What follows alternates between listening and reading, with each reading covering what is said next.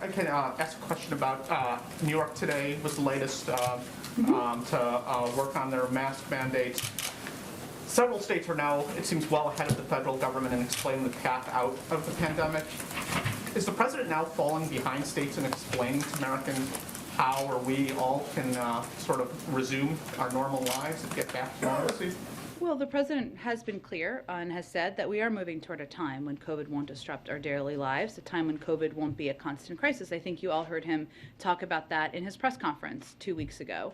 And that is something that, as Jeff Zients, I believe, just said during the COVID briefing earlier today, there's an active and ongoing work plan to develop a path forward. And that is, there's constant discussion about that. I think what you're referring to as it relates to New York, which is an important component, especially as Americans are consuming what it means and where we're going, of masks and what the mask guidance is. Dr. Walensky was also on this COVID briefing that happened just earlier this morning, and what she conveyed on that briefing, I know there's a lot going on, she may not have all seen what she said, but is that we certainly understand the need to be flexible. We want to ensure that public health guidance we're providing meets the moment we're in. We recognize people are tired of the pandemic. They're tired of wearing masks. I bet all of you are. I certainly know I am.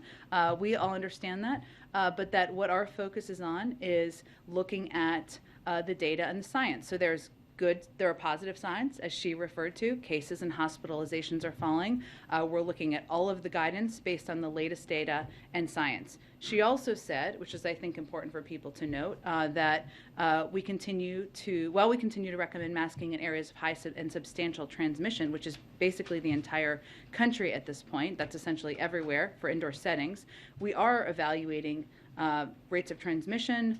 We're evaluating and looking at data to see if any changes need to be made. And that is something, of course, the CDC continues to do. So I would say that we are internally discussing, of course, what it looks like to be in the phase of the fight against the COVID pandemic, where it is not disrupting everyone's daily lives, where people are moving on and living, lives free of hopefully masks at some point, and many of the restrictions that we've all been living through over the past 2 years. But as the federal government, we have the responsibility to rely on data, on science, on the medical experts. That's something the president committed to during the campaign. They confirmed during this briefing, they're continuing to evaluate, and there's ongoing discussions and work happening internally.